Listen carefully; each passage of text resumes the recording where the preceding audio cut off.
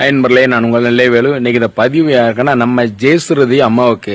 ஜெயஸ்ருதி அம்மா டீச்சர் அம்மா பத்தி என்ன பேச போறேன்னா, டீச்சர் அம்மா அழுது புலம்பி பயங்கரமா மனசு விட்டு ஒரு விஷயத்த பேசியிருக்காங்க. அது யாரை பத்தி பேசியிருக்காங்க, எதுக்கு அழுது புலம்பிருக்காங்க, இந்த வீடியோ ஃபுல்லா பார்க்கலாம். தயவுசெய்து ஃபுல்லா பாருங்க. அன்பு சொந்தங்களா வாங்க வீடியோக்குள்ள போகலாம். நண்பர்களே, நம்ம ஜெயஸ்ருதி அம்மாவிட்ட நிறைய பேர் கமெண்டும் போட்டிருக்காங்க, நிறைய பேர் சொல்லியிருக்காங்களாம், எதுக்கு இப்படி இந்த மாதிரி நாடகம் போட்டு தெரியுற, உனக்கு வேற பொழப்பே இல்லையாம்மா அப்படின்னு சொல்லி கேட்குறாங்க. இதுக்கு நம்ம அம்மா கண்ணீரோட பதில் சொல்லியிருக்காங்க. என்ன சொல்லியிருக்காங்கன்னா, அதாவது நான் அழுது நடிக்கணும் புலம்பணுங்கிறது எனக்கு எந்த இதுவுமே கிடையாது.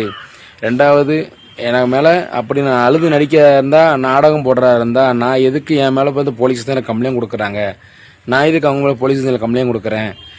என் வீட்டில் மட்டும் பிரச்சனை பார்த்தீங்கன்னா, எப்போவுமே வருஷம் ஃபுல்லாக என் வீட்டில் பிரச்சனை நடந்து தான் இருக்குது. ஒருத்தர் நல்லா இருந்தால் ஒருத்தர் சண்டை போட்டு போயிடுறாங்க. குடும்பத்தில் மன நிம்மதி இல்லை, மன உளைச்சலாகவே இருக்குது.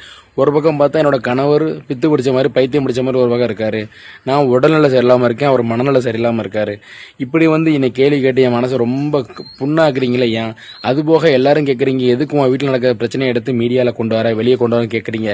நான் எதுக்கு கொண்டு வரேன்? என் வீட்டில் நடக்கிற பிரச்சனை எனக்கு மட்டும் தெரியக்கூடாது, என் சப்ஸ்கிரைப் அன்பு சொந்தங்களுக்கும் தெரியணும், என் சொந்த பந்தமும் பார்க்கணும், எல்லாருக்கும் என் வீட்டில் நடக்கிற விஷயம் தெரியணுங்கிறது தான் நான் இதை சோசியல் மீடியாவில் போட்டுக்கிட்டு இருக்கேன். இதை வச்சு நான் சம்பாதிக்குங்கிறது எனக்கு எந்த துளிவு கூட எனக்கு எதுவுமே கிடையாது.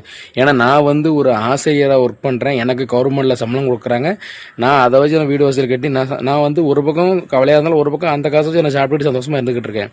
என்ன என் பொண்ணு தான் என் கூட வர முடியா, அதுதான் பிரச்சனை பண்ணிக்கிட்டு இருக்கு அப்படின்னு சொல்லி அந்த அம்மா சொல்லியிருக்காங்க.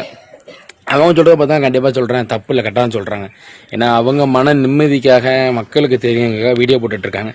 நம்ம அதில் போய் நின்று நீ ட்ராமா போடுற அப்படி இப்படி சொல்ல வேண்டாம். ஏன்னா அது ஒருத்தரோட மனசை எவ்வளோ பாதிக்குங்கிறது நமக்கு நல்லாவே தெரியும். அம்மா நீங்கள் எதுவுமே ஃபீல் பண்ணாதீங்க, கவலைப்படாதீங்க.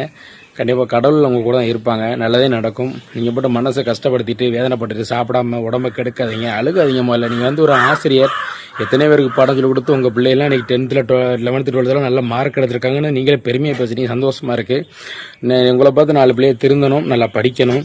நீங்கள் 4 பேரை ஆசிரியராக, கலெக்டராக, வாத்தியாராக ஆக்கணும்.